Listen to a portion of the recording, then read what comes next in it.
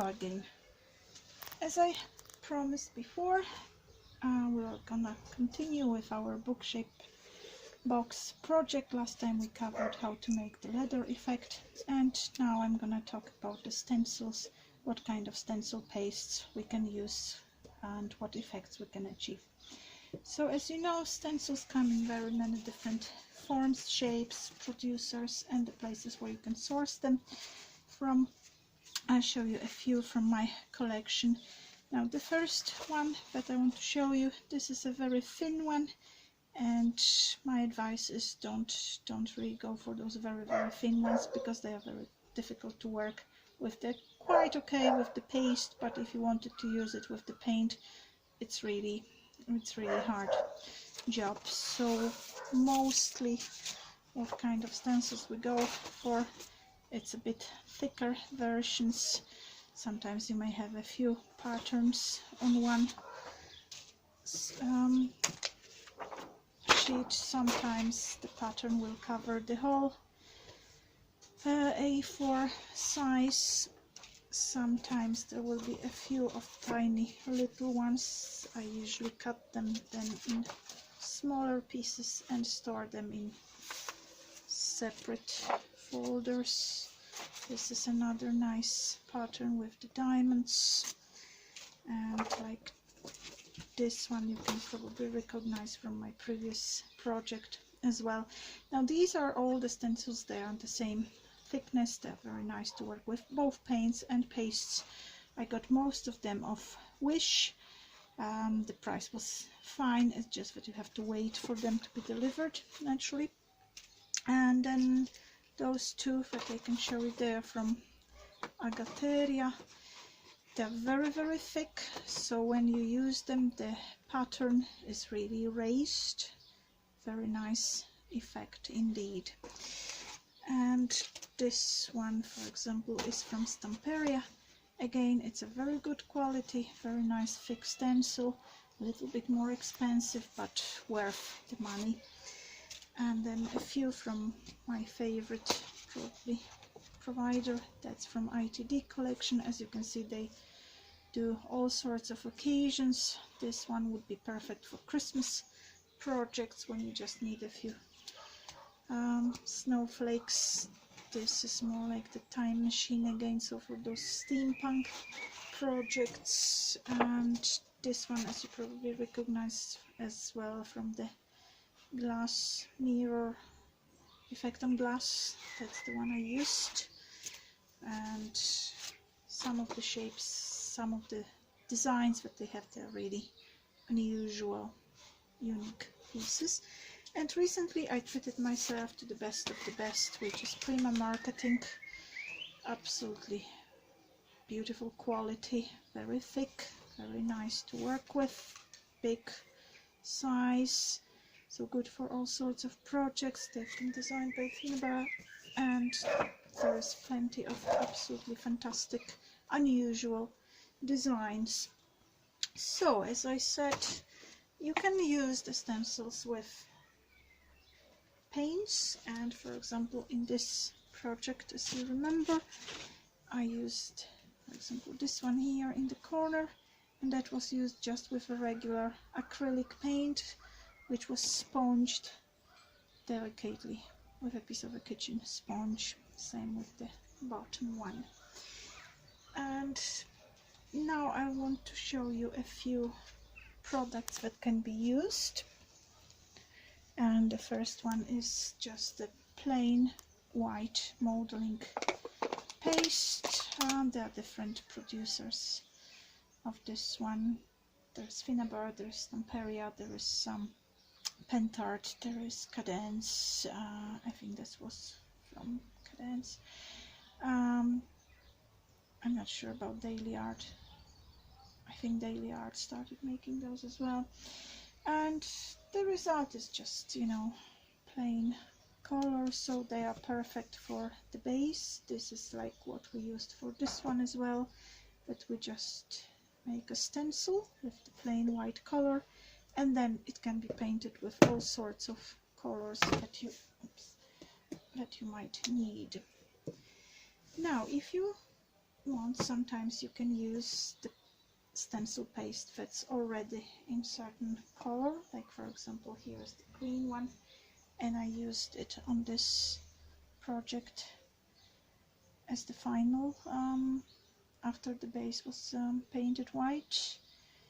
Now if you don't have the paste that's already in some color, you can just use the regular white and just mix it with some acrylic paint, like I used just this one for that, and or you can use even metallic acrylic paint, and I'll show you what results you would have. Let's, I might use this. No, I can't use this one. Alright, so let's use maybe this one. A little bit of paste. You can use the plastic, or you can use the metal spatula to just smooth it. It's getting too thick now. And then there is the result. It gives a bit of nice color to your project. And of the metallic, it's the same. Let's use the same one here. And there you can have a bit of the metallic shiny stencil as well. Now the next thing that you can use, this is, as I said, just plain white, and now some companies, some brands, they make different metallic pastes, like this one is from Cadence, nice gold color, very thick paste, it was this one. And also this Marabou, they're German brand, you can find them in Lidl. They're not very expensive and still very good quality. And again, that was gold, but it comes in silver color. I'll show you maybe the silver on some piece.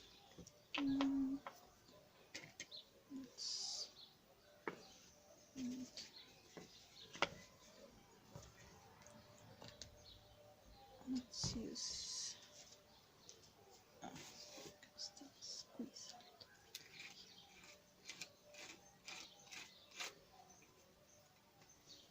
bit. Now, there's, I didn't press it properly, but it's nice silver paste. And then still some more sophisticated products that I would say are those different metallic structure pastes that not so smooth as those. For example, this is Dora Perla series from Cadence. This is white gold color, but it comes in 8 different colors, and it's not so smooth. It has those little particles in it, and you can see the result. I used it here for a bit of ornament and for a bit of wording, and it gives that extra nice look. And then there are diamond paste from Cadence as well. Again, they come in 8 different colors, from very pale pearl white through gold, copper, silvery, turquoise, onyx color. This one, for example, here, so you can see that it dries very nicely and it has that metallic shiny effect as well. Now, apart from those metallic kind of shiny pastes, what else you can use is crackle paste. And this one is from Stamperia, that's white. They also make black version, golden version, I'm not sure about the silver, and a few other brands that make this type of a crackle paste, which is essentially it's white. And I'll show you on here.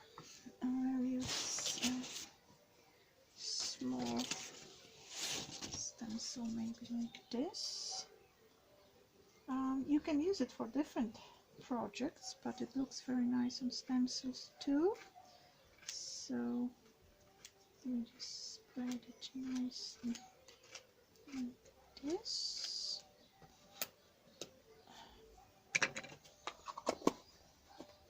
Right, remove the stencil, and now what you need to do is to dry it a bit so the cracks would appear. So let's just a second then.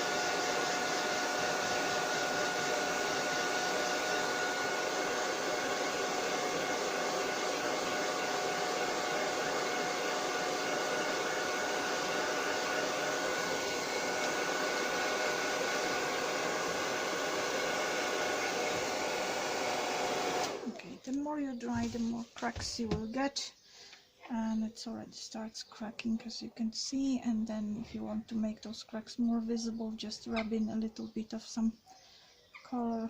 Mostly I usually use bitumen paste or liquid bitumen to raise. Do I have anything around here? No. I don't know what's going to happen if I use something else, but let's try.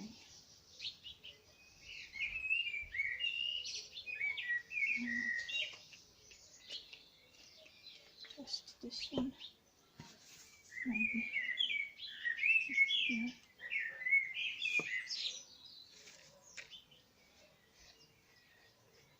Okay, it's maybe not the best, but still you can see already some cracks appearing. But as I said, the brown bitumen would work the nicest on them. And now what else? Yeah, you can also use heavy body gel for stencils, and they would give that kind of almost transparent. Once it's dry, they will give that almost transparent look, which is nice, for example, as the final touch to your project. And like, let's say, use like little drops of tiny little flowers somewhere. Now, if you don't have any of those pastes or those fancy ones, you can always use just a very simple substitute, which is the wood filler. You can also mix it with different colors, and the effect is, it's nice and smooth. So let's try this one. Yeah.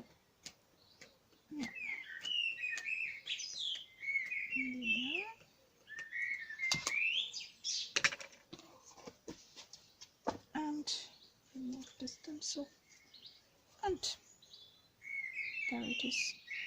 So you just need to wait till it dries, and then you can paint over with any kind of colors you want. Alternatively, you can already mix some acrylic paint with it to have the color version.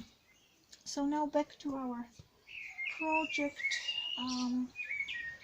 As you remember, we were working on that leather effect, so here is the back of our book shaped box and side, and in front I want to have a stencil that later I can paint with some metallic paints, and then the next part of the tutorial will be dedicated to different metallic paints. So I'm gonna do something that similar to this one.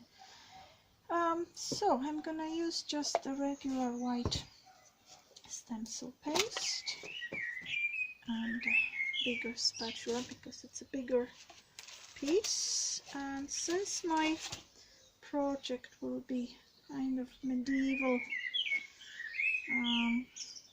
inspired, I would like to have some of this text. Might need to add something in the corners. Okay, so let's say I'll place the stencil here and just go over.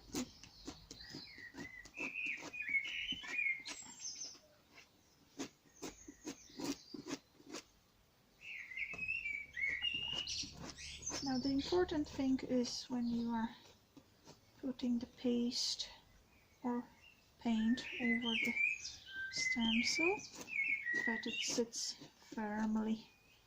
Some of the stencils are self-adhesive. For some you can use them. If you're not quite comfortable just keeping them in place, you can use a self-adhesive spray, which is just for the moment of applying, and then you can wash it off.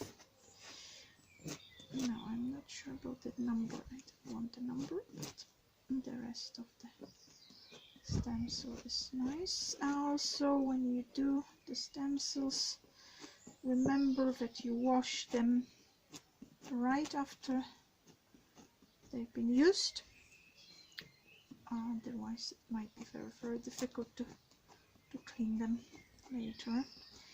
And as I said, if you use any of the pastes, this here? If you use any of the pastes, you can use those plastic or metal spatulas. If you use the paints, it's better to use a sponge or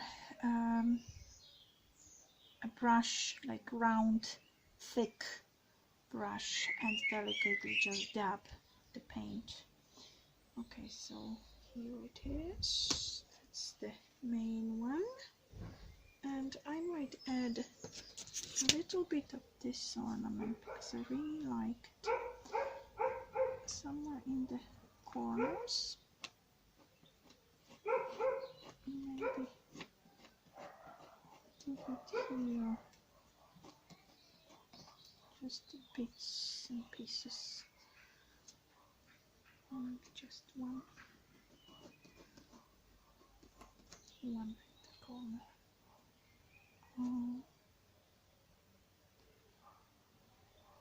Yeah, maybe a little bit more here.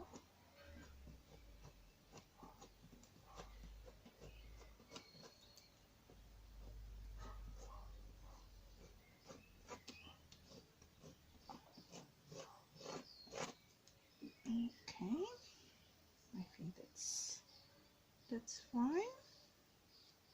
And yeah, I think that's enough for this project. Once now we just have to leave it to dry. Now there it is.